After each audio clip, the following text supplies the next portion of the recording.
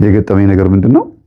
ልክ ሴት ልጃቸው እንደተፋታች ያኛው ወጥቶ ኢሉሚናቲ ሆኖ ነበር። ባሏ ወልዱ የልጁ አባት ማለት ነው። ኢሉሚናቲ ሆኖ ነበር። እሱን ወደዚህ ለማምጣት ችግር ምን ሆነ ነው? በቃ ገንዘብ ፈልጌ ነው መብቴ ነው ምናምን ይላል። ጥቅስ ባልን ጠቅስለት ልናስተምረው ስንል አውቀዋለሁ ምናምን ይላል። በቃ እኮ እሺ ታዲያ እኮ ሰይጣን አውቃለሁ ሰይጣን እያመለኩ እንደሆነ በቃ መብቴ ነው። አይ መጨረሻው ሲሆን ነው ይሁን አገሬ ነው ምናምን እሺ እንዴት የምታስተምሩት ይሄን ሰው? ከዛ ይሄማ ራሱን የሚያወራኝ መንፈሱ እንደዚህማ የሚል እኔ ሰው አጋጥሞኝ አያውቅም። ሰው ሆኖ ኖ ኢቭን ራሳቸው ኢሉሚናቲዎች ራሳቸው ሰይጣን ማህበረተኞች ራሱ እንኳን እንደዚህ አይሉ ተደብቀው ነው ኮንስፓይረሲ ነው የሚያደርጉት፣ ሴራ ነው የሚያደርጉት እንጂ በጋድ ያደርጉትም። ይሄማ ግትርነት ነው። ሆን ብሎ ነው ኩኝና በጆግ እንደለመድኩት በጆግ ጸበል አመጣሁኝና ና ብላችሁ ጥሩ ታውቂና ሲመጣ አለበስኩት። የቅዱስ ሩፋኤል ጸበል ነበረ። ከዛ ሳልፈቅድልህ እያለ እንትኑን ጸንት እያለ ሳልፈቅድልህ እንደዚህ ታደርጋለህ ማለት በቃ ከሳሳይን ችግር የለውም አልኩት።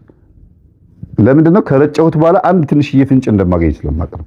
ይጮሃል ብዬ አይደለም፣ ቢያንስ ደንግጠው አንድ መንፈስ ከሄደ ግትርነቱን እንኳን ይተዋል ብዬ ነበር። እግዚአብሔር እንዳሰብኩትም ሆነልኝ። በማግስቱ ደውሎ ቆይ ግን እንዴት ነው እስቲ አስሽ ንገረኝ በቃ እሺ ምኑን አልኩት። ማለት እንዴት ነው እግዚአብሔር ብር ስጠኝ ስለማይሰጠኝ ታዲያ እኮ ብር ፈልገህ ነው ኢሉሚናቲ ሆንከው? አዎ ብሩ ምን ልታረግበት ነው? ልኖርበት፣ ልበላበት፣ ልጠጣበት ነው። ሌላው ሰው እንዴት የሚኖረው ኢሉሚናቲ ሆኖ ነው እንዴ አልኩት። እሱማ እየሰራ ነው እና አንተ ትልቅ ሰው አይደል? የልጅ አባት አይደል? እንዴት ታረጋለህ? እግዚአብሔር ብር አልሰጠኝም ተብሎ ሃይማኖት ይቀየራል ወይም ደግሞ ሰይጣንን ትከተላለህ? መጨረሻው ምን እንደሆነ እየታወቀ ስለው እሺ እንዴት ነው ብር ማግኘት የምችለው አለኝ። የሆነ ነገር ትሰራልኛል? ደብተራ መስየው እኮ ነው። ደብተራ ያጠምቃል እንዴ አልኩት። እኔ ምን አውቃለሁ? የሆነ እንግዲህ ጥበብ የምታውቅ ከሆነ ማለት ሄደህ ገብተህበታል ምናምን ያው ደነገስ ውስጥ ገብታል። አዎ ለማንበብ ሞክሬያለሁ፣ ብዙ ነገር አድርጌያለሁ፣ ግን በቃ ምንም አልተሳካልኝም ምናምን። እሺ ስንት ብር የምትፈልገው አልኩት። ልሰጠኝ ነው አለኝ። አዎ ለምንድን ነው የምሰጠህ ግን አልኩት። በቃ እኔ ቤተሰብ ማስተዳደር ስለማልችል ትዳሬን መምራት ስለማልችል ብር ያስፈልገኛል አለኝ። ኦኬ ችግር የለውም፣ ለሚስትህ የሚያስፈልጋትን ነገር ያሟላለሁ፣ ከሚስት ጋር አብረህ ኑር፣ አንተ ግን ጸበል ተመላለስ፣ ስለ ሽሮ ስለ በርበሬ እንዳታስብ ብዬ አንዲት ከፈረንሳይ የመጣች የኔ ተማሪ ነበረች። ታሪኩን ስነግራት እኔ የቤቱን አስቤዛ በሙሉ ዘጋጋለታለሁ፣ የ6 ወር እሱ ይጠመቃለች።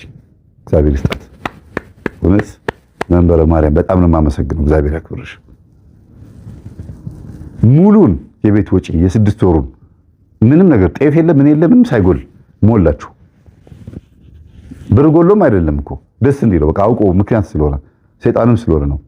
ከዛ እሺ ብሎ እየዞረ እየተጠመቀ ምን እያለ አሁን ራሱን አገግሞም ብሎ ትምህርት እያዳመጠ የተወሰነ የገባው ነገር አለ እና ሲያገኝ ምናምን ይላል እንደ ዱርዬ አንተ ልጅ ዱርዬነትን ሳጨርስ ነው ትዳር ውስጥ የገባው ስለው አይ በቃ ያ አክቴ እኮ ነው ምንም ማድረግ አልችልም ምናምን ይላል። እንደዚህ በቃ ይላል። የሚያሳየው አክሽን በደንብ ያስታውቃል። ዱርዬ ወሰንገላ እለዋለሁ አቤት አላለም። ወሰንገላ መንፈስ እንግዲህ ዱርዬ የሚያደርግ መንፈስ ነው። ጸጉሩን ያንጨበራል፣ ሲጋራ ያጭሳል፣ ጫት ይቅማል፣ በቃ ዓለማዊ ነው የሚያደርገው፣ ኤቲስትና ፓጋን ያደርጋል ማለት ነግራችኋለሁ። ወሰንገላ ነው አይደል እንደዚህ ታደርገው ልጁ 50 ጊዜ አቤት ግን አፈጠጠብኝ።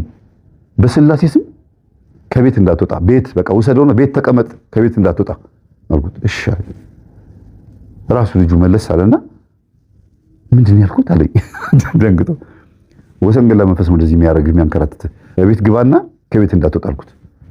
እኔ ከሚስት ጋር አሁን በስልክ አወራለሁ ሂድ አልኩት። ቤት ተቀመጠ።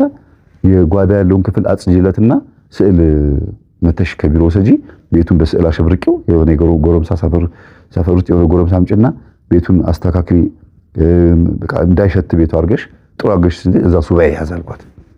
እስካሁን እዛ ሱባኤ ላይ ነው ያለው። ወሰንገላ መንፈስ ተያዘ። ለምን አሁን እኔ መንፈስ የሚይዝ ሰው ሆኜ ወይ እንደመምህር ግማ የሆነ መንፈስ የሚይዝ ሰው ሆኜ አይደለም። ስታውቁበት ራሱ ቶሎ የመጋለጥ ባህሪም አለው። እናንተ ራሳችሁ ማንኛችሁም ብትሆኑ ልክ ትምህርቱን ሰምታችሁ ስትጠራጠሩ ራሱን ስታገኙት ይደነግጣል መንፈሱ ራሱ እንጂ የሆነ የማጥበቅ የመፈወስ በአሁን ስልጣን ኖሮኝ አይደለም። ይሄ ወሰንገላና እንደዚህ የምታረገው ነው ያልኩት። ወዲያው በቃ ተናርጂ አቤት አለ እና ማወቅ ይጠቅማል። ከእምነት ጎን ለጎን ዕውቀት በጣም ወሳኝ ነው። መንቃት በጣም አሪፍ ነገር ነው። ዛሬ ባይጠቅማችሁ ነገ ይጠቅማችኋል። እናትና አባታችሁ በአዳም ልኮ ያመልኩ የነበሩ ቤተሰቦች ባይሆኑ እንኳን የካህን ዘር ነኝ የቄስ ዘር ነኝ እኛ ቤት ውስጥ ቡና ይፈላ አልነበረም ወይም ደግሞ ምንም ነገር የለም ሰላም ላይ ነበር ነው ብላችሁ የምታስቡ እንኳን ብትሆኑ ትምህርቱን አዳምጣችሁ ሰው ታድርኑበታላችሁ። ምናልባት ደግሞ እናንተን የሚጠቅም ነገር ደግሞ ልታገኙ ትችላላችሁ የሆነ ነገር ላይ። ስለዚህ አይናቅም፣ እውቀት አይናቅም። ስለነበረ ሰዓቱ ለአምላካችን ስም የተመሰገነ ይሁን። ሰላም ሁኑ። ከእግዚአብሔር ጋር መነጋገር ስትጀምር ሁሉንም ትረሳዋለህ። የሚያስጨንቅህን ትረሳዋለህ፣ ክፋቱን ትረሳዋለህ።